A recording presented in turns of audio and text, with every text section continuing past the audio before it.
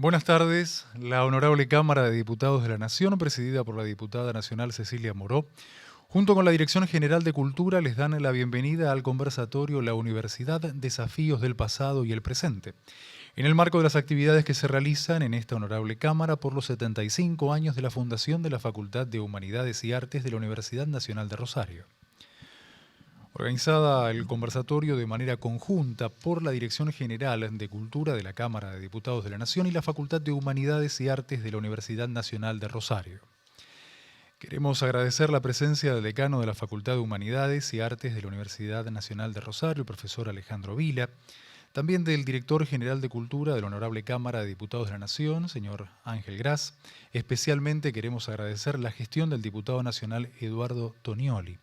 También la presencia de la doctora Hilda Sábato, del doctor José Emilio Burucúa y de la doctora Camila Perochena, quienes van a integrar hoy el conversatorio. En este caso, hablando de la doctora Sábato, podemos decir que es doctora en Historia por la Universidad de Londres e investigadora del CONICET. Fue profesora titular de Historia Argentina en la Universidad de Buenos Aires y dictó cursos en universidades nacionales e internacionales. Entre sus principales libros se encuentran La política en las calles, Entre el voto y la movilización, Buenos Aires 1862-1880. Buenos Aires en armas, la revolución de 1880. Hilda Sábato recibirá el doctorado honoris causa por la Universidad Nacional de Rosario en noviembre de este año. José Emilio Burucúa estudió Historia de Arte e Historia de la Ciencia, es doctor en Filosofía y Letras por la UBA, donde fue profesor titular en Historia Moderna. Actualmente es profesor titular de la Universidad de San Martín y ha sido investigador invitado en numerosas universidades internacionales. Entre los numerosos libros que ha publicado se destacan Corderos y Elefantes, nuevos aportes acerca del problema de la modernidad clásica, Historia, Arte, Cultura, de Avi Barbour a Carlo Ginzburg, Historia y ambivalencia, ensayos sobre arte, el mito de Ulises en el mundo moderno y en colaboración con Nicolás Kubiatkowski. ¿Cómo sucedieron estas cosas? Representar masacres y genocidios. Fue ganador de 4 premios Conex y recibió el doctorado honoris causa en la Universidad Nacional de Rosario. Los acompaña Camila Perochena, que es profesora en Historia por la Universidad Nacional de Rosario y doctora en Historia por la UBA. Actualmente es profesora e investigadora de la Universidad Torcuato Di Tella y columnista en el programa Odisea Argentina de La Nación Más. Escribió el libro Cristina y la historia, el kirchnerismo y sus batallas por el pasado. Es co-creadora de los podcasts La Banda Presidencial y Hay que pasar el invierno de La Nación. Queremos destacar que la mesa de este conversatorio, bien digo, está integrada por un honoris causa por la Universidad de Rosario, alguien que va a ser honoris causa de la Universidad de Rosario y alguien que se formó en la Universidad Nacional de Rosario, algo que nos parece realmente muy importante. Les recuerdo que lo que estamos diciendo acá y esta presentación está en estos momentos en vivo, vía streaming, en las redes de la Cámara de Diputados. Presentados los participantes, damos inicio al conversatorio y le cedo la palabra a la doctora Camila Perochena. Muchísimas gracias por la invitación a la Facultad de Humanidades de la Universidad de Rosario. Para mí es muy lindo estar acá celebrando este cumpleaños de la que fue mi facultad y donde creo que pasé los mejores años, por lo menos, bueno, no sé si los mejores, pero uno de los mejores seguro, ranqué alto de mi vida, así que agradezco mucho esta invitación y de alguna manera estar cerca de esta celebración que están haciendo, así que muchas gracias. Bueno, y justo estoy con 2 personas que tienen una importante trayectoria dentro de la universidad pública y este panel se titula Desafíos de la universidad en el presente y en el pasado. Entonces me parecía que podíamos conversar un poco a partir de las trayectorias personales que ustedes tuvieron dentro de la universidad. Son personas que se formaron en la universidad pública, que fueron profesores en la universidad y en algunos casos ocuparon cargos de gestión o hicieron política dentro de la universidad. Entonces, conocen bien cómo funciona la universidad pública en todos sus aspectos. Así que vamos a hacer un recorrido, podríamos decir, por por la universidad, pero a través de las trayectorias personales de dos de los historiadores más importantes que tenemos en la Argentina. Así que bueno, lo primero que quería preguntarles, vamos a empezar por la época en la que ustedes se formaron, ¿no? Y me gustaría que me cuenten cómo era la universidad en la que ustedes se formaron, qué aspectos positivos destacarían de esa época de la universidad, qué problemas tenía esa universidad. Así que bueno, les cedo la palabra. Gastón, ¿querés empezar? Por razones cronológicas empieza Gastón. Que tiene que ver con cuánto estudiamos, Sí. que no es lo mismo que edad tenemos. Gracias, muchas gracias por la invitación. Realmente para mí es un gran honor, un gran gusto estar en este festejo de la Universidad Nacional de Rosario, porque yo soy doctor honoris causa y esa ceremonia fue de los últimos años, yo diría, uno de los sucesos más felices de mi carrera académica. Así que muchas gracias. En realidad, mi recorrido universitario empezó desde muy joven porque fui al Colegio Nacional de Buenos Aires, que, como ustedes bien saben, depende de la universidad. Así que era además una época muy politizada, yo diría, y ya desde segundo año, tercero, es decir, cuando tenía 13 años, ¿no? Empezamos con mis compañeros a involucrarnos en los debates, sí, por favor, en las discusiones que tenían lugar en la universidad. Y primero fue el gran debate entre la laica y la libre en el año 58 ya, que veníamos al Congreso. De modo que estaría esa etapa un poco adolescente, si ustedes quieren, pero que me formó muchísimo, me formó la cabeza y la formó también el alma política, podríamos decir. Ahora, el ingreso a la Facultad de Filosofía y Letras y de la Universidad de Buenos Aires, el mío fue un poco anterior al de Hilda, porque soy mayor que ella y porque es así, a mí sí me tocó.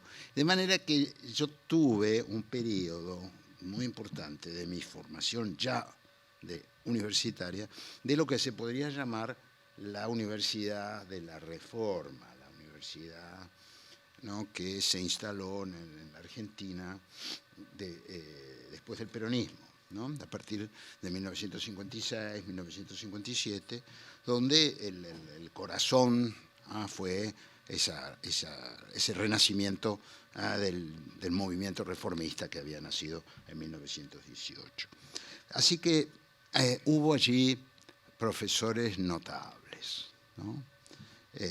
Lo más granado, yo diría, de las ciencias y las letras de Buenos Aires estaban en esa universidad. En historia, yo podría nombrar algunos personajes de historia, que es lo que conozco, ¿no? Empezaría por Abraham Rosenwasser, que era uno de los grandes egiptólogos, no solo de Sudamérica, sino del mundo. La UNESCO le confió la dirección de unas excavaciones en Nubia, ¿no? Entonces además realmente las clases eran insólitas, porque se empezaba por un tema, vamos a poner Ramsés II, y podía terminarse, no sé, en el reino de Mitania, Siria. Era una persona que sabía tanto que constantemente hacía paréntesis, pero de pronto los paréntesis dominaban la clase. Pero era extraordinario, porque además él hablaba de sus excavaciones. Y bueno. Después estaba José Luis Romero. Bueno, ¿no? José Luis Romero, que era el profesor de historia medieval, era una maravilla escucharlo, porque sus clases él no las improvisaba, llevaba una guía, pero al hablar parecía que estuviera leyendo, y no era así, estaba hablando, ¿no?, sin leer. Era una cosa extraordinaria. La cita de las fuentes, era fascinante. Estaba Claudio Sánchez Albornoz en la historia de España, ¿no?, que era un personaje, en ese momento era el presidente de la República Española en el exilio. Así que para nosotros era como la historia viviente, que nos daba clase, nos hablaba de los Sanchos y de los Alfonsos y de los Fernandos de la Edad Media española. Estaba Reina Pastor, una gran medievalista. En historia moderna, Aide Gorostegui, ¿no? Estamos hablando de personalidades que nos formaron de manera extraordinaria. Y estaba, por supuesto, el gran Tulio, Tulio Alperín, que todavía no era profesor titular, pero ya como profesor adjunto se destacaba y era una persona de un brillo extraordinario. Entonces se dice que es difícil leerlo, lo cual es cierto, pero las clases eran transparentes. Uno salía entendiendo y ya no era necesario leerlo casi. Bueno, estaba Luis Aznar, Ángel Castelán, Alberto Pla, ¿no? Que venía de Rosario. Pero claro, también tenemos que, esto es realmente una constelación increíble, pero yo también recordaría que había habido algunos intelectuales de fuste en el campo de las letras que habían sido exonerados en el 55. Yo recuerdo dos, sobre todo. Miguel Echevarne, que era un exquisito poeta y que era un gran conocedor de la literatura del siglo XIX, y un profesor de estética, Juan Luis Guerrero, que había escrito 3 tomos de estética que todavía hoy son un manual, podríamos decir, de gran calidad. Ricardo Ibarlucía, el profesor que ha sido profesor de estética en la UBA muchos años y que ahora es profesor de estética en la Universidad Nacional de San Martín, ha reeditado la obra y reestudiado, revisitado la obra de Juan Luis Guerrero. Bueno, al lado de este movimiento de la Reforma, aparece hacia el año 62, 63, un nuevo, yo diría, otro conglomerado político que era el llamado humanismo.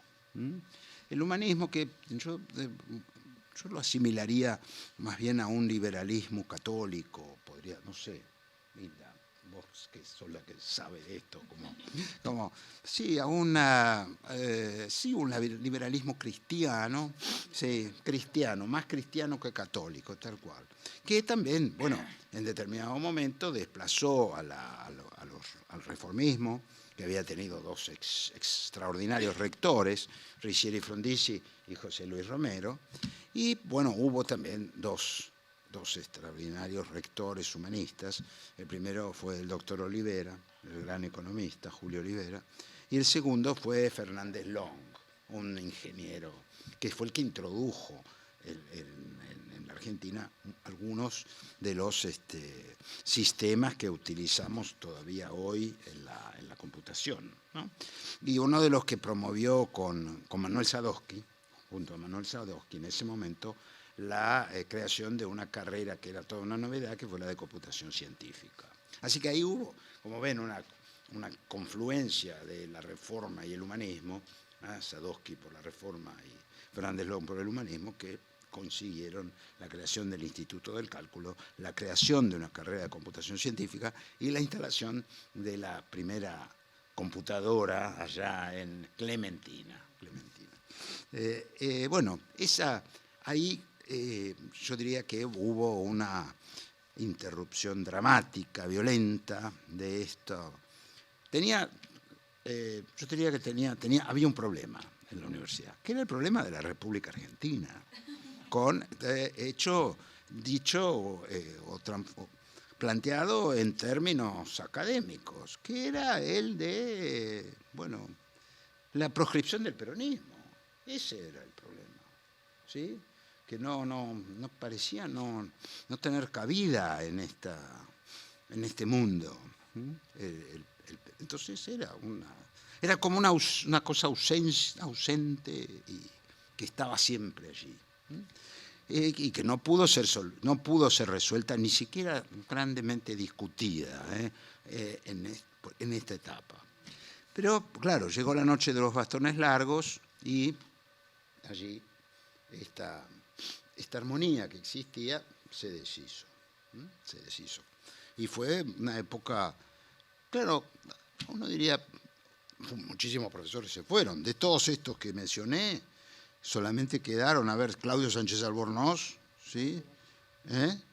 Aide Gorostegui, Tulio No, Ángel Castelán, ¿sí? Ángel Castelán, y Rosenwasser. Bueno, pero los envases estaban con sus pirámides y sus momias. Entonces, bueno, pero fueron los únicos. Ahora, claro, el régimen que se estableció al principio fue muy despótico, ¿no?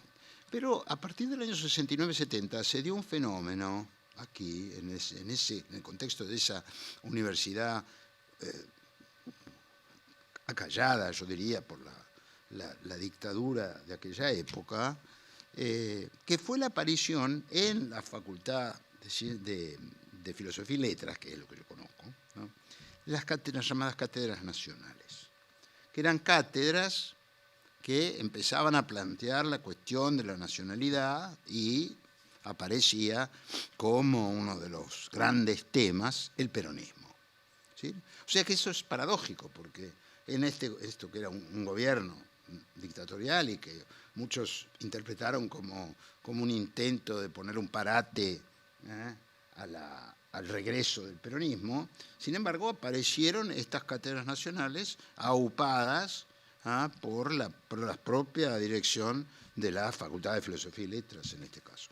Yo podría citar a una mente lúcida, muy lúcida de estas cátedras nacionales, que fue un sociólogo, el padre Justino O'Farrell, ¿sí? Pero bueno, esto es un fenómeno, ¿no?, que es interesante recalcarlo. Bueno, ahí yo diría dos cosas, ¿no? Que a pesar de esta violencia de la noche de los bastones largos, se conservó cierta calidad de los institutos, las bibliotecas siguieron estando bien equipadas, por ejemplo, ¿no?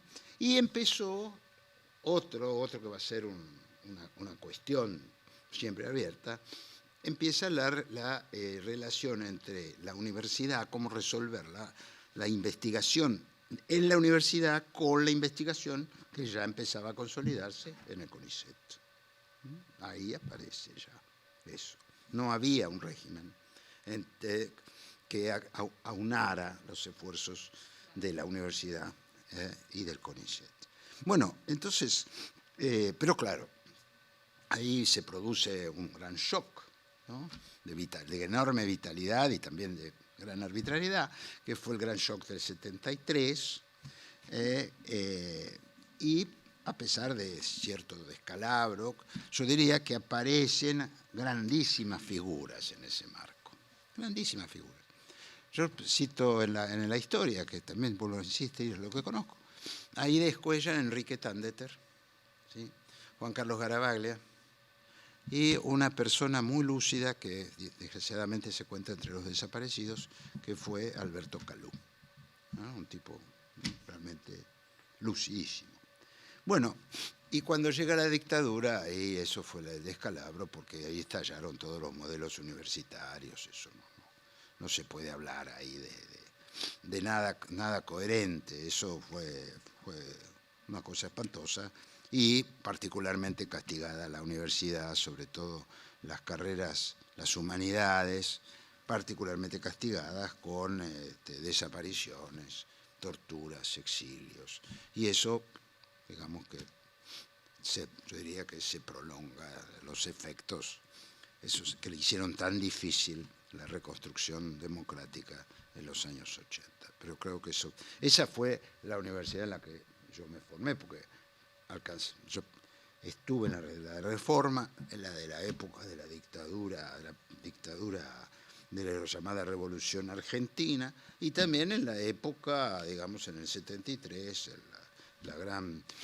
primavera un poco violenta, la primavera muy tormentosa del 73. Así que todo eso lo conocí y era un tipo que me estaba formando, ¿no?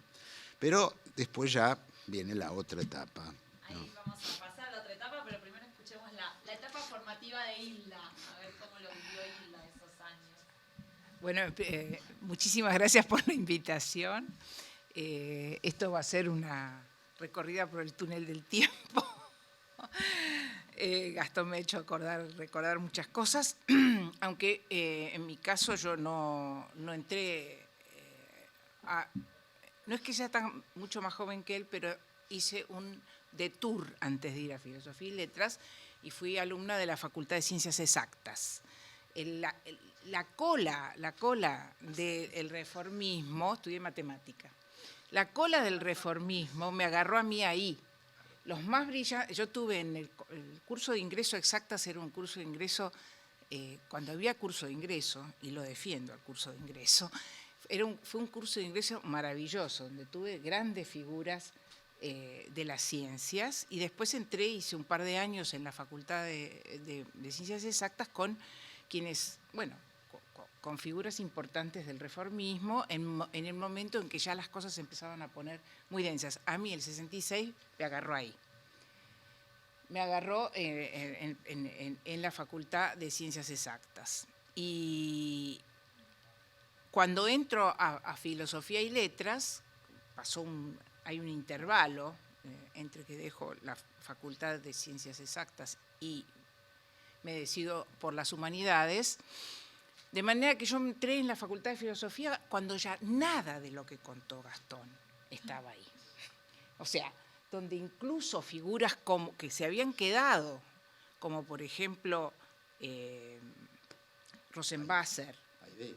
Bueno, Aide es un caso aparte, pero de los primeros, de los que estaban las primeras figuras, además de los que se habían ido al exilio, los que se habían ido a su casa, los que se habían ido de la universidad después del 66, estaban algunas de las grandes figuras, como Rosenbasser, Sánchez Albornoz, que ya no daban clase. A mí no me tocó ninguno de esos grandes profesores, ninguno. Mi formación fue mucho más a los ponchazos, dicho así muy entre nosotros. No tuve grandes profesores. Quedaba Aide, que fue una de las pocas profesoras buenas que tuve, Elena Chiosa, que daba Geografía Histórica, y por lo tanto yo la cursé, pero después fue una formación bastante mediocre,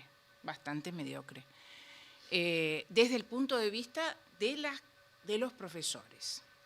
Lo que es interesante, y ahí de alguna manera conecto con lo que decía Gastón al final, es que en esos años 71, 72, estaban ya las cátedras nacionales, pero no nos afectaban mucho a los historiadores, eran de sociología. Hay que acordarse que sociología estaba en humanidades en ese momento, la Facultad de Filosofía y Letras, ¿no? La separación de sociología y psicología fue posterior, fue de la dictadura en realidad, de la última dictadura. Pero durante esos años entonces había bastante efervescencia en sociología, en esa zona. Historia estaba muchísimo más, no diría tranquila, pero mucho más aislada en ese punto, de la movida peronista, nacionalista, aunque había algunos personajes de nuestra carrera, como Ernesto Laclau en ese momento, que eran Garavaglia, que eran jóvenes que estaban de alguna manera conectados con esa movida. Lo que sí había, y esto es una cosa que permite distinguir el periodo de la dictadura de Onganía de lo que vino de la otra dictadura, es que a pesar de la represión, a pesar de que la facultad no, en el caso de la carrera de Historia, no tenía un plantel de profesores, no constituía un lugar de formación demasiado interesante, lo que es cierto es que en Buenos Aires existía de todas maneras un clima de debate político e intelectual muy intenso para esa época.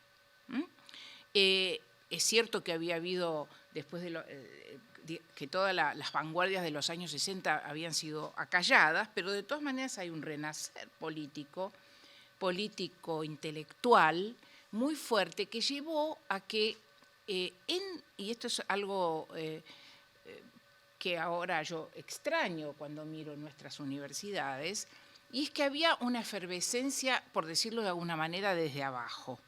La pasión por conocer, por debatir, por crear, no estaba demasiado motorizada por las usinas de ideas de la facultad, como podían haber sido estos grandes profesores que tuvieron ustedes, sino que había un sector medio de ayudantes que habían sido formados en esa etapa, pero también de los estudiantes, que estábamos en un momento de mucha discusión. Incluso creo yo que la misma situación de una facultad mediocre nos llevaba a nosotros a cuestionar todo eso y alimentar nuestras propias usinas intelectuales. Fue un momento en que había muchísimos grupos de estudios en paralelo a la universidad. Leíamos cosas que los profesores no nos daban, pero nosotros, y en ese sentido, gente como Enrique Tandeter, por ejemplo, tuvieron un papel, porque ellos eran un poquito más grandes,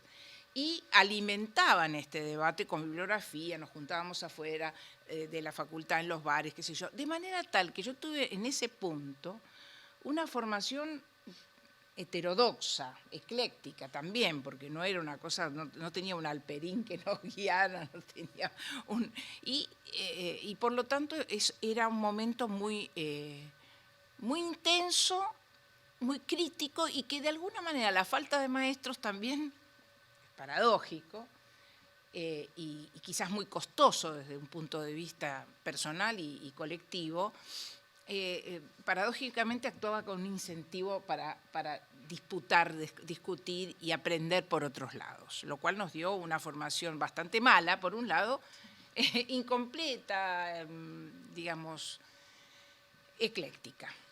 Y así se llega al 72. Y ahí yo tengo una visión un poco más dura que la de Gastón. Yo fui parte muy... Yo era estudiante avanzada, ya hice rápido la carrera, venía de otra carrera, de manera tal que hice la carrera muy rápido, y ya estaba en los años superiores de la carrera y me involucré muchísimo en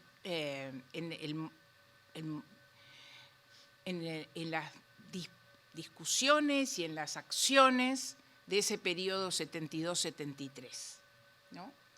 Que efectivamente, como vos dijiste, fue tremendamente movilizador. Muchos de nosotros, en mi caso, yo me sumé a los grupos que estaban dentro de historia planteando una revolución en la enseñanza, en la manera de aprender, pero también en una revolución política, ¿no? Y allí ocurrió algo también paradójico cuando uno lo piensa desde afuera, ¿no? Y es que ese movimiento, esa intensidad, esa politización que empezó desde adentro, dentro de los grupos estudiantiles y de ayudantes jóvenes y demás, que estábamos 7x24 metidos en la cosa universitaria, al mismo tiempo fue, a medida que se radicalizaban las posiciones políticas, fue generando una subordinación o una presión por una subordinación del debate intelectual y del conocimiento a la partidización, a la politización, en el sentido no de la política, sino del compromiso partidario, en este caso el compromiso que se daba con las organizaciones guerrilleras. En algún caso, Montoneros tuvo un papel importantísimo en nuestra facultad, y donde yo me sumaba a esas cosas, al mismo tiempo sentía personalmente, y creo que mi problema personal también reflejaba el problema un poco más amplio de otra gente, que era una tensión entre una cierta empuje de participar en la vida política de manera directa, en la politización directa, en la subordinación a los mandatos políticos, y una tensión entre eso. Para algunos no había ninguna tensión, para algunos lo que había que hacer era agarrar las armas, dejar los libros y agarrar las armas. Para otros, y me encuentro en eso, vivíamos una tensión muy fuerte entre el mandato de la incorporación a full a la lucha política y el mandato del conocimiento, por lo cual, de alguna manera, ha sido el motivo por el cual estábamos algunos de nosotros allí, ¿no? A mí me decían cientificista, era una cosa que se usaba en la época. Cuando uno tenía miedo de agarrar un chumbo, era un cientificista. Entonces, no, estoy exagerando, esto lo digo de manera muy... Pero la verdad es que había una tensión muy fuerte y había presiones muy fuertes para la subordinación del conocimiento a la... Y ahí vienen todas las paradojas de las cuestiones históricas, de las incertidumbres, de los problemas, ¿no? Mientras todo esto ocurría, en el caso de historia en particular, que es lo que yo más conozco, había al mismo tiempo que toda esta tensión y estos debates que te recibían. Yo recuerdo cuando a mí ibas al director de departamento. Nosotros tuvimos varios directores de departamento en ese momento, pero uno fue Rodolfo Ortega Peña. Cuando uno iba a la oficina de Rodolfo Ortega Peña, y yo era del palo, acá estaba el chumbo, acá está el revólver, ¿no? Esto ocurría al mismo tiempo que muchos de nosotros, involucrados en eso, al mismo tiempo queríamos cambiar las cosas. Y ahí es donde entra muy fuertemente Enrique Tándeter, que también era filomonto, también estaba en la misma, pero... Y ahí entra las discusiones entre los grupos, pero sobre todo entra alguna gente de muy buen nivel, como Reina Pastor, como Pla, que vuelven a la universidad de la mano de esta transformación en medio de un caos, de una situación, de una permanente tironeo entre estas cosas que se planteaban de una universidad que por un lado tenía fuerzas creativas para modificar la formación en historia y por el otro lado tenía el imperativo, el mandato muy fuerte para muchos de subordinar eso a lo que se estaba ocurriendo, que era la lucha revolucionaria, para decirlo de una vez, ¿no? Así que fue un momento muy tenso, de enorme involucramiento, de enorme pasión, ¿no? Y de muchos, para mi gusto, de muchas equivocaciones, ¿no? En las cuales, por supuesto, me cuento totalmente.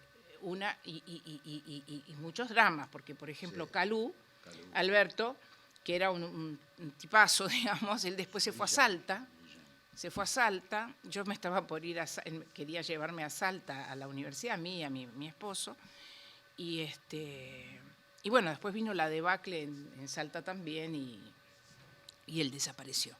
Pero quiero decir con esto que son cuestiones que vale la pena contar porque no tienen nada que ver como uno se imagina una universidad hoy, ¿no? Y tampoco como muchos imaginan esa universidad, porque muchos imaginan esa universidad como el caos y nada más, o la locura y nada más. Y curiosamente yo, en cuanto a mi experiencia personal, por supuesto es limitada y es desde un rincón, esa experiencia fue movilizadora al máximo, a un costo que no quisiera volver, que nadie tuviera que pagar de nuevo, pero bueno, que creo que también vale la pena mostrar y discutir y mostrar también las sombras y las luces de ese periodo, ¿no? Yo me recibí, tuve la suerte, que no tuvieron otros, de recibirme, otros compañeros míos, de recibirme una semana antes, terminar de cursar, no recibirme, terminar de cursar una semana antes o 10 días antes de la intervención de la universidad, que no fue de los militares, sino que fue del gobierno peronista, ¿no? Esa intervención peronista que nos echó a todos a casa, yo me tuve que ir, todos nosotros los que habíamos tenido algún grado de militancia o algún grado de participación tuvimos que hacernos humo. Y ese fue el momento en que se da ese quiebre que vos decís, que luego se va a profundizar con la dictadura, pero que empieza... O sea, fue ese momento, septiembre del 74, cuando ocurre, digamos, ahí es donde se quiebra, y la tenían muy clara, tanto el gobierno peronista como el gobierno después militar, que este era un foco que había que desactivar. Por ahí tenían razón desde el punto de vista de que era un foco de inquietud y un foco revolucionario también, ¿no? Porque, como dije antes, había también mucha participación directa en fuerzas revolucionarias por parte de muchos de los estudiantes y de los profesores. No de todos, ni mucho menos, pero era un foco. Así que bueno, esa fue mi experiencia. Otalagano, precisamente, él dijo que su función era erradicar de los estudios universitarios a 3 figuras: la de Marx, la de Freud y la de Piaget, que nunca entendí muy bien cómo aparecía Piaget en ese trío, ¿no? Pero así, eso fue lo que dijo. Y una cosa que yo quería recordar, que vos lo mencionaste, Alberto Pla. Alberto Pla se quedó después del 66. Se quedó. Y fue muy interesante porque... ¿Pero después se fue? ¿O no, lo fueron? ¿Por qué se fue? No, él creo que en Rosario tuvo algo... En los 70. Claro, pero él, en realidad, él daba historia social y daba un seminario que, bueno, yo concurría a ese seminario y me acuerdo, en plena dictadura de Onganía, cuando fue en ese seminario, él daba marxismo, ¿no? El marxismo y la historiografía marxista a los ingleses, sobre todo a los franceses. Y me acuerdo que en el contexto de ese seminario llegó un sábado por la mañana la noticia bomba de la invasión soviética a Checoslovaquia. Fue una cosa, un debate ahí absolutamente fuera de serie. Porque realmente ahí fue puesto en el banquillo de los acusados, ¿no? El socialismo soviético, y bueno, Pla lo defendió, y bueno, pero fue... Y había alumnos que... Sí. No, era más bien Trotsko. Era Trotsko, sí. Pero defendió, digamos, el centralismo democrático y demás. Así que eso. Y después yo diría que hubo un periodo muy al principio de este shock del 73, que fue el que yo más viví, porque como yo me había recibido en el 72, ya en el 73 yo empecé a trabajar, y en el 74 ya trabajaba mucho fuera de la facultad. Entonces iba poco a la facultad. Pero en el 73 alcancé los primeros meses, que yo lo vi, claro, recuerden que yo salí de la historia del arte y siempre veo un costado estético de las cosas, ¿no? Y yo lo viví como una gran algarada juvenil. Sí, lo viví así, discúlpenme. Pero yo recuerdo que Ortega Peña, que tenía el chumbo, como dice Hilda, no obstante, él organizó unas especies de juicios históricos a algunas grandes figuras de la historia argentina. Y yo recuerdo que asistí a uno de esos juicios. Ortega Peña era el juez, ¿no? Y había un defensor y un fiscal. Y sometió a juicio a Bartolomé Mitre, ¿no? Entonces, uno de los testigos hacía de Chacho Peñalosa y se puso un poncho. Bueno, era todo como una gran mise en escena. Y la condena fue maravillosa, porque se condenó a la familia Mitre a la expropiación del diario La Nación. Me parece que con pocos efectos prácticos, porque ahí está todavía, ¿no?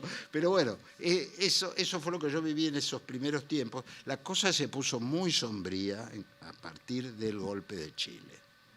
Ahí las cosas se pusieron muy sombrías.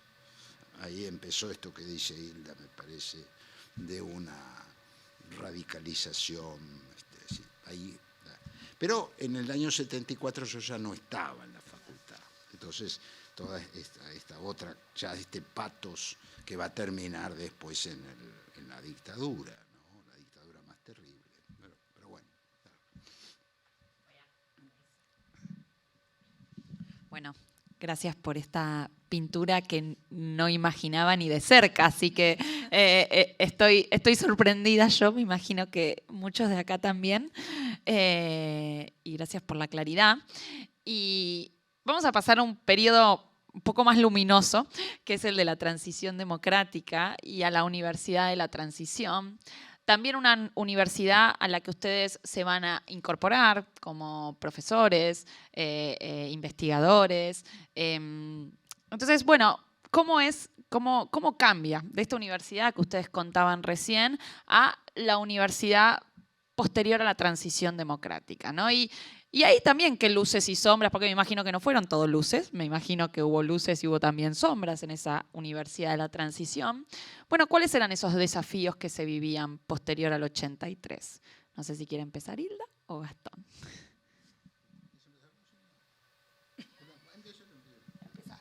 Bueno, yo diría que aquí quizás se trasuntará la gran admiración que tengo por Alfonsín, pero yo creo que también fue el padre de la democracia en el territorio de la universidad, ¿no? Piensen que de las primeras cosas que hizo Alfonsín, todavía en el mes de diciembre de 1983, fue iniciar el juicio de las juntas y intervenir la universidad para él restauró la ley Avellaneda con todas las reformas que habían tenido en los tiempos de la reforma del 18. O sea que se restaura esa universidad reformista.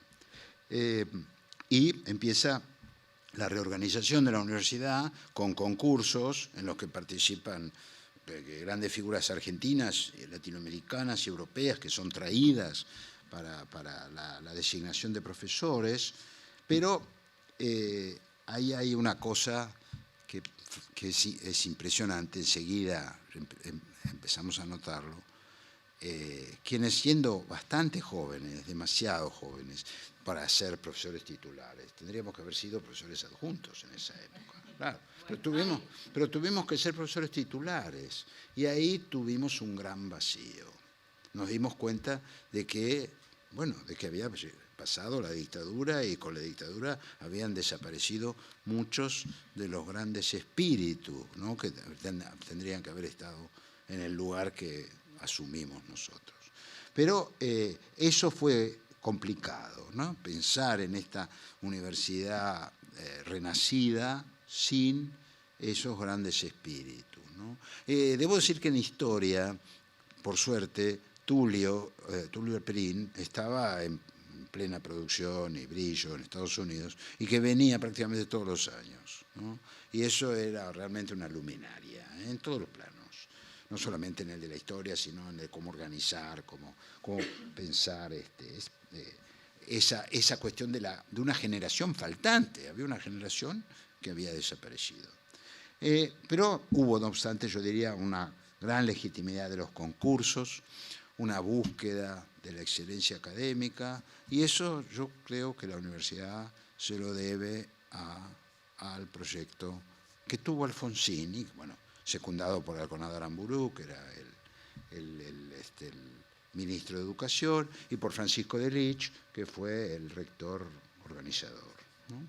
Así que eso es un momento realmente intenso, de gran vitalidad, ¿sí? Y de gran entusiasmo, ¿no?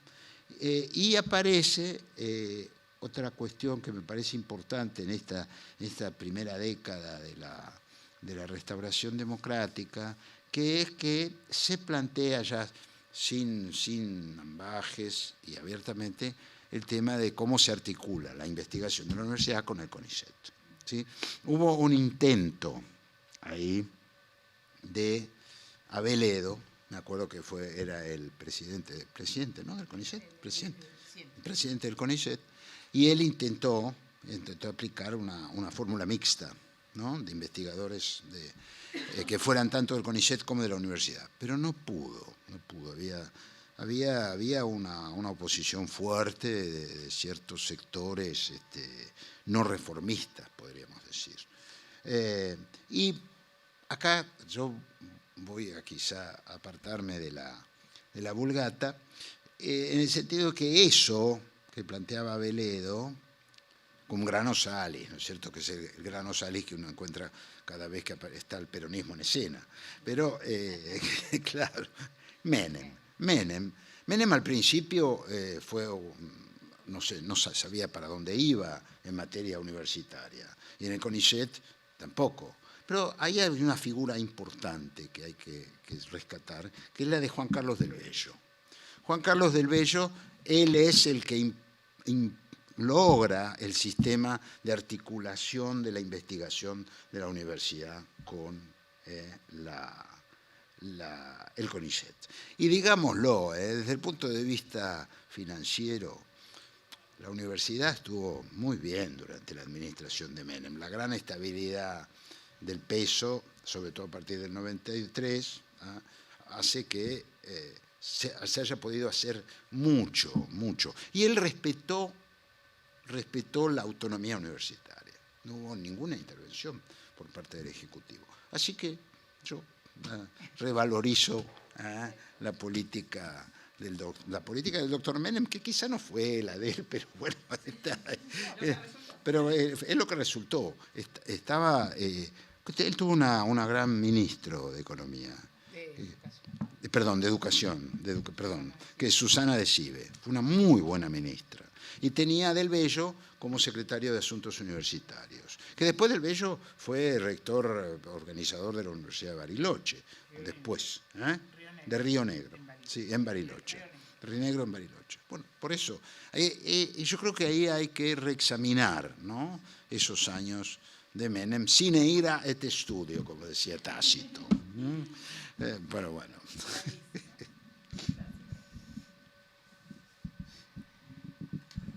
Bueno, mi visión. Yo creo que coincido con Gastón enteramente en que lo que pasó fue que se dieron las condiciones de posibilidad. Y esas condiciones de posibilidad que se abrieron en el 84 dieron resultados diferentes en distintos lugares. Y dentro mismo de la Universidad de Buenos Aires. La Universidad de Buenos Aires, como saben todos, es una especie de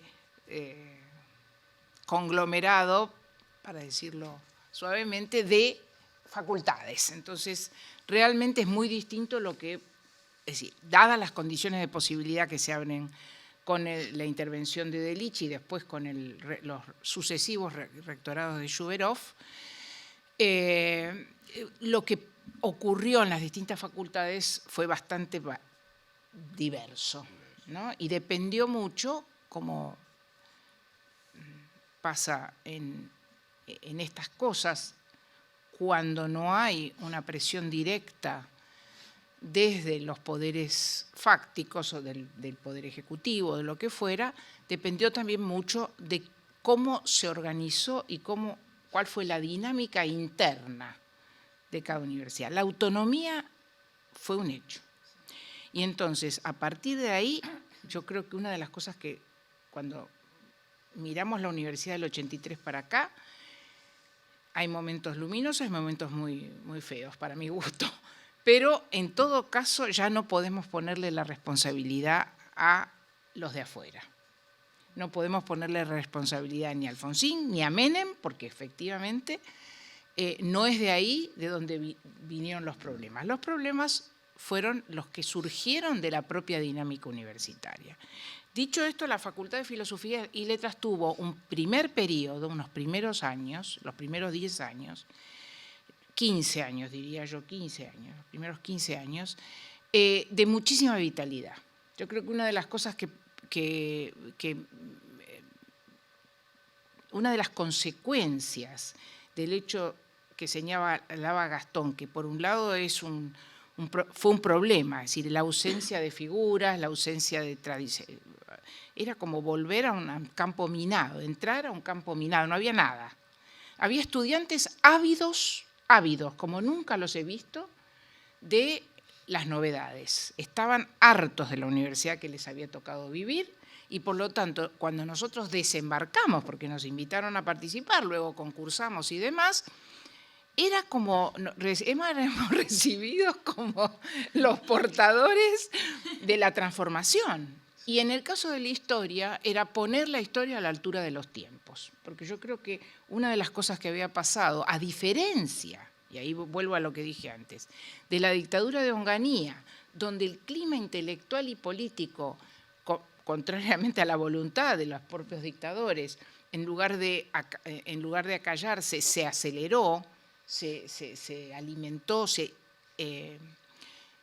potenció. En este caso, la dictadura fue muy eficaz en cancelar. Y si lo hizo en Buenos Aires, mucho más, me temo, en las universidades o en las localidades de otras provincias que tenían una vitalidad como Córdoba o Rosario, y que la dictadura allí llegó hasta los... Yo conozco bien el caso de Córdoba, llegó hasta los rincones más remotos para anular a cualquiera que pudiera hacer un pensamiento autónomo. Buenos Aires tuvo en ese sentido, la ciudad de Buenos Aires, una mayor suerte, porque acá, debido al tamaño, a la escala, lo que sea, o porque es la cara hacia el mundo, acá la universidad quedó muerta, pero fuera de la universidad siguieron funcionando, o más aún se organizaron espacios de producción de conocimiento fuera, eran no públicos. Y eso estaba ahí y sirvió además para atraer hacia finales de la dictadura a gente que estaba en el exilio y que ya podía volver, que ya sentía que podía volver y que podía insertarse en esos centros de investigación, en esos espacios como el CEDES, el CICEA, el CENEP, el SEGURA y un montón, que funcionaron en ese sentido, por un lado como reserva y luego como esponja, ¿no? De manera que cuando se arma la universidad, adentro era el vacío, pero afuera ya había alguna masa de donde cooptar. Y así fuimos cooptados muchos de nosotros que estábamos ahí en la intemperie. Ahora, lo interesante de esto es que ese vacío, que es una carga cuando uno piensa en cómo se construye el conocimiento, a la vez fue un estímulo, porque lo que traíamos los que estábamos afuera era una enorme ganas, un enorme entusiasmo y fuerza para cambiar las cosas y para traer las novedades a un público que eran los estudiantes, que estaban absolutamente ansiosos de recibir eso. Yo los mejores recuerdos que tengo como docente son de esos años que teníamos un alumnado fabuloso, dispuesto y interesado, y donde uno era un desafío, era al revés, era de ahí que venía el desafío, ¿no? No de nuestros mayores, sino al revés, de quienes teníamos que formar. Y eso generó una dinámica interna muy interesante, porque desde el principio, obviamente, con la normalización, volvió el gobierno tripartito y volvió entonces la relación institucional con estudiantes y graduados, y esa relación era, en esos primeros años, los primeros 15 años, fue una relación muy dinámica, conflictiva, donde teníamos opiniones distintas, pero creativa, y donde había una idea de que todos apuntábamos a lo mismo, a mejorar la universidad como un espacio de conocimiento, Esto es lo que yo creo que después se corta. No se corta directamente, pero se obstaculiza, se dificulta a medida que la propia universidad va generando una dinámica interna que va poniendo trabas y va generando dificultades que yo achaco, digamos, o adjudico a dos procesos. Por un lado, una partidización, no una politización. Yo creo que la política es parte inevitable de la vida y necesaria de la vida universitaria, sino, de nuevo, una subordinación de la lógica universitaria, ya no a la lógica revolucionaria, sino a la lógica partidaria. Y esa intervención de lo partidario en algunos momentos fue muy fuerte, ha sido muy fuerte. Y la otra, que tiene más que ver con el adentro, es la corporativización. La universidad tiene problemas porque está formada por corporaciones, y el gobierno tripartito de nuestra querida reforma ha reforzado eso. Hay ahora hay más, pero en el momento que eran 3 claustros, y estos claustros empezaron a funcionar como corporaciones, por lo tanto, conservando y buscando aumentar sus privilegios. Y esto en los 3 claustros. Y esto, para mí, esta combinación de politización y partidización y corporativización han llevado a la universidad a un punto bastante conservador, a convertirse en una institución que bajo un discurso de transformación y de revolución y que acá vamos a tirar todo abajo y qué sé yo, en realidad funciona en los hechos como una institución muy conservadora de los lugares de cada quien. Pero bueno, esa es una visión un poco negra que tengo yo de qué ha pasado con la universidad, pero bueno, lo dejo ahí. Muy bien, y ahora con todo este viaje que nos están llevando a través de la historia universitaria, me gustaría que nos lleven de viaje a Rosario y que nos cuenten cuáles son sus recuerdos de sus contactos con la Universidad de Rosario durante todo ese tiempo, con los académicos e intelectuales que estuvieron dentro de esa universidad, cuáles creen que fueron los aportes de la Universidad de Rosario en esa renovación historiográfica que ustedes están describiendo, ¿no? De hecho, Alejandro, el decano, contaba recién en el hall que él se acuerda que cuando se celebraron los 50 años de la UNR, en el 97, Hilda era una de las invitadas oradoras en ese contexto, así que, bueno, 25 años después te tenemos de vuelta, Hilda. Bueno, a ver entonces cuáles son esos recuerdos o esos cruces entre sus vidas universitarias y la Universidad de Rosario. Sí. Enseguida yo diría que me voy a referir más que nada a la relación con Rosario desde el 83 para adelante, que es cuando, ¿no? Enseguida hubo contactos muy importantes con los colegas de Rosario, que hay que pensar que la Facultad de Humanidades de Rosario y la carrera de Historia estuvo marcada igual o incluso más, con mayor intensidad por la figura de Tulio Alperín, porque Tulio Alperín fue decano, ¿no?, de esa facultad durante casi una década, si mal no recuerdo, hasta el golpe del 66. Así que eso facilitó muchísimo las cosas. Y había habido profesores en común, bueno, Reina Pastor, ¿sí?, y Alberto Pla, es decir, que había ahí una base en común. Y aquí también mucho de la renovación llega de las perspectivas que abren, en mi caso particular, colegas de Rosario. Voy a mencionar 3 o 4 de los lamentablemente fallecidos, colegas queridos que fallecen jóvenes. Bueno, una fue Marta Bonauda, pero vos podés hablar más de Marta, porque si tuviste proyectos de investigación con ella. Pero en mi caso particular hablo de Cristina Godoy y Eduardo Urcade, que fueron personas que dinamizaron la historia cultural, ¿no?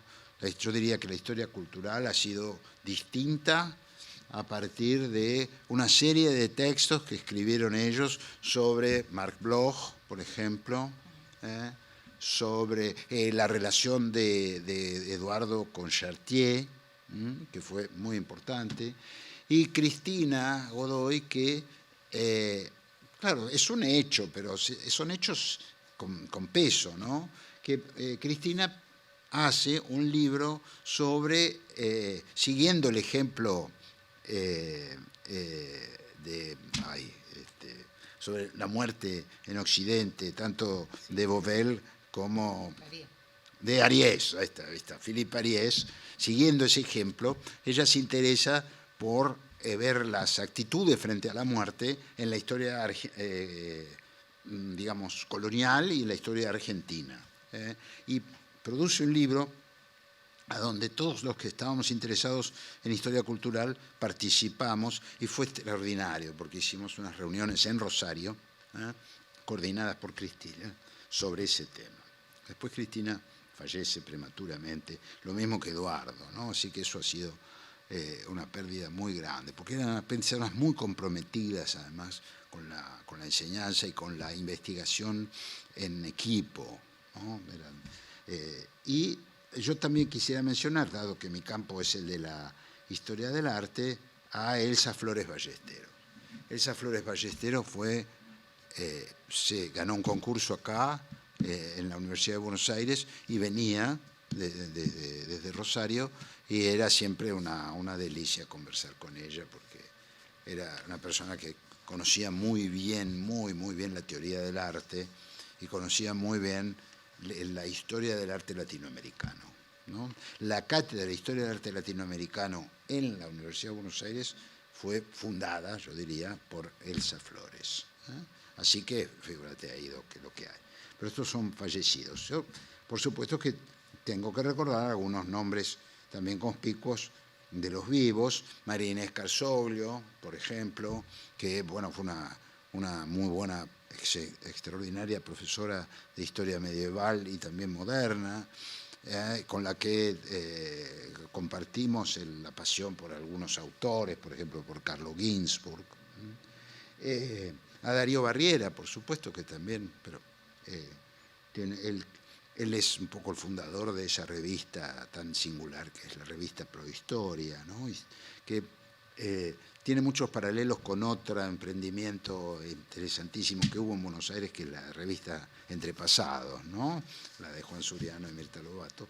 Yo creo que Darío con Prohistoria hace una cosa muy parecida, son paralelos, ¿eh? ¿Y qué sigue? Y por supuesto Marcela Ternavasio, que también ha sido fundamental para la historia argentina del siglo XIX, la primera parte del siglo XIX, y que han tenido mucha influencia sus trabajos en historiadoras del arte de acá. Pienso en Lía Munilla La Casa, cuya bellísima tesis sobre símbolos y fiestas, ¿no? En el tiempo de los primeros gobiernos de Buenos Aires y el propio gobierno de Rosas, se están iluminados por la historiografía inaugurada por Marcela. Y después también en Emilio Bellón, por ejemplo, Emilio Bellón, que él dio acá, él crea aquí, una cátedra muy importante dentro del campo de las artes, que es la de estética del cine. Él fue el primer profesor de estética del cine en la Universidad de Buenos Aires. Así que ha sido, también abrió grandes perspectivas.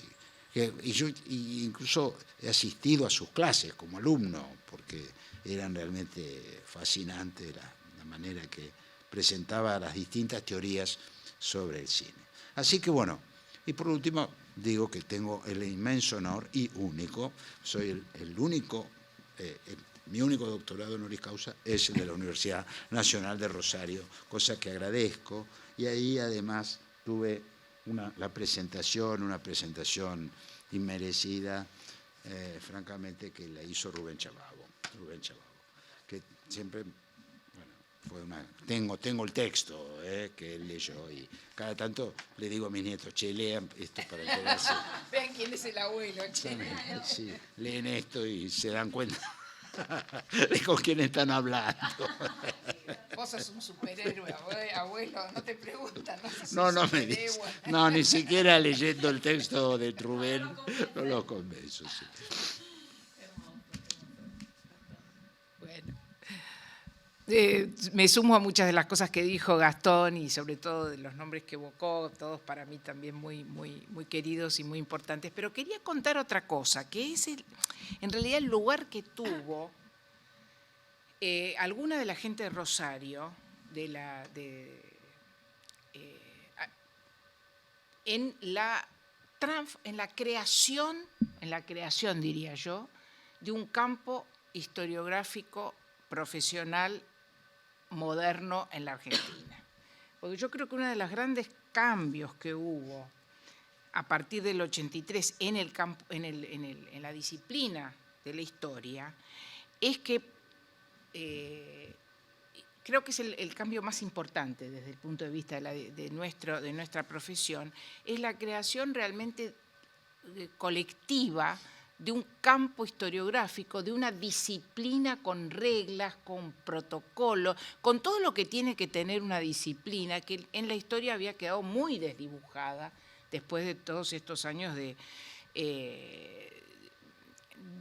diría yo, de orfandad universitaria, orfandad en la parte de investigación, porque es cierto que durante la dictadura también se siguió haciendo alguna investigación. El CONICET siguió funcionando, los institutos, la Academia Nacional de la Historia siguió funcionando, había alguna figura, el Instituto de Itela tenía algunas figuras que son maestros para nosotros, como el caso de Natalia Botana o Juan Carlos Torre, en fin, pero esto constituían como algunos núcleos, algunos buenos, muy buenos, como los que acabo de nombrar, otros bastante menos buenos o más mediocres, pero que no constituían una masa crítica que diera definición a un campo, que estableciera reglas respetadas por todos. De hecho, esto lo puedo decir porque es público, pero una institución tan importante como la Academia Nacional de la Historia, hasta hace poco, su revista no tenía referato.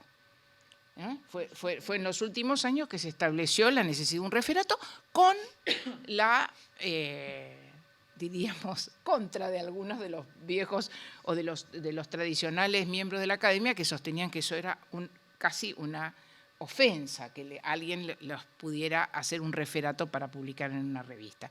Digo esto para mostrar hasta qué punto lo que había eran gente que hacía historia, algunos buenos, otros mediocres, otros malos, pero no había un campo. Y eso se transformó después del 83 con el esfuerzo de un montón de gente, apoyados en las universidades y en el CONICET. Ahí el CONICET tuvo un papel fundamental. El CONICET de Alfonsín, y yo creo que esa política científica sí fue una política del Poder Ejecutivo implementada por Aveledo y Sadowski como secretario y Aveledo como presidente del CONICET, donde realmente el lugar que le dieron a las humanidades ellos, el lugar que le dieron a las ciencias sociales fue absolutamente inédito en la historia del CONICET. Lo reformaron, lo rearmaron, crearon unas condiciones de posibilidad para el desarrollo de las ciencias sociales y humanidades dentro del CONICET que nunca habían tenido. Y allí es donde los historiadores, que estábamos en varias universidades, y la de Rosario fue uno de los pilares de esto, fuimos convocados nos sentimos con la necesidad de crear, de formar un campo. Y eso quiere decir reglas, quiere decir profesión, quiere decir pautas, quiere decir todo lo que fue, que ahora es casi un lugar común, es casi ya nadie se acuerda que en algún momento no sabíamos lo que era un referato, un estado de la cuestión. Bueno, todo eso fue producto de un esfuerzo enorme de un conjunto de personas que desde distintos lugares, uno podría decir nos complotamos, pero no es que había un complot, ¿no? Pero sí había una convicción de que había que llevar esta disciplina a un nivel de excelencia que solo se lograba a partir de un cambio muy grande de las condiciones de producción del conocimiento. Y dada la posibilidad que tuvimos con CONICET, con las universidades, esto fue posible. Se puede criticar, ahora lo podemos criticar, desmantelar, hacer puré, pero esto fue posible en ese momento. Y Rosario tuvo un papel importantísimo. Rosario produjo, por un lado, gente mucha de la gente que vos mencionaste, empezando por Marta Bonaudo, por supuesto, Ricardo Falcón, etcétera, fueron referentes, se convirtieron, éramos más jóvenes, claro, que lo que habían sido nuestros viejos referentes, pero nos convertimos en referentes, y en ese caso ellos se convirtieron en referentes, que fueron convocados por el CONICET, también para la renovación de las universidades. Los concursos no hubieran sido posibles si no hubiera habido este enorme esfuerzo colectivo, y la veo a Marta yendo de ciudad en ciudad de concurso para ser jurado de concurso, que no es un chiste y no es una cosa demasiado divertida, las más de las veces uno queda un poquito golpeado, pero quiero decir que este esfuerzo de esta generación, que es la mía, digamos, de constituirse de ir con la valijita, ¿no? con las propuestas, con las ideas, que después, y yo creo que Rosario ahí jugó, tanto para consolidar el campo en las universidades como en lo que fue el CONICET, y todas las figuras que vos citaste son importantes en este sentido, y creo que eso permitió la consolidación de un campo, que después ahora lo podemos criticar porque está, pero cuando no estaba no lo podíamos criticar. Entonces yo ahí creo que Rosario sí, y en ese sentido, bueno, me encanta ir a Rosario, así que estoy muy orgullosa por muchas razones por esta cosa del doctorado honoris causa que llegará, pero entre otras cosas voy a ir a Rosario otra vez, pero durante todos esos años todo este tiempo, pero sobre todo en los años de esta consolidación del campo y demás, fui muchas veces a Rosario, y además ahí se hicieron jornadas, las jornadas de historia, Eso, sí. las de historia económica y las de historia, las departamentos de historia. Y esa es la idea. Si bien la primera se hizo en La Plata, la idea fue de Rosario. Sí. Así que yo recuerdo mucho las jornadas esas, pero digo, Rosario ahí jugó un papel absolutamente decisivo, como fue también alguna de las de la Universidad de Córdoba y un poco después el Comahue, que constituyeron, aparte de Buenos Aires, focos desde donde se armaban estas nuevas tramas, estos complots que yo digo, estas nuevas tramas de relación que permitieron ordenar un poco y poner, digo yo, la historia a la altura de lo que estaba en otros países del mundo, ¿no? ¿Puedo decir una cosa? Supuesto. No, que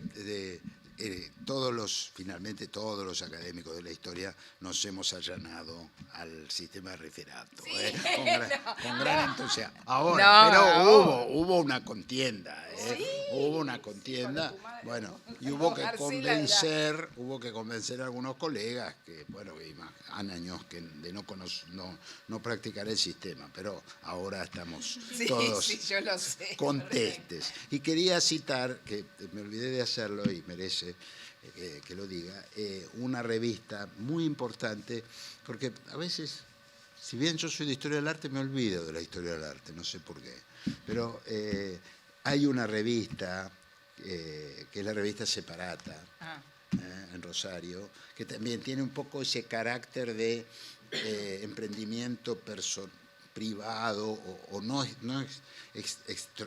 exclusivamente institucional, pero que sí, que se enraizan las instituciones, que es la revista Separata, ¿no?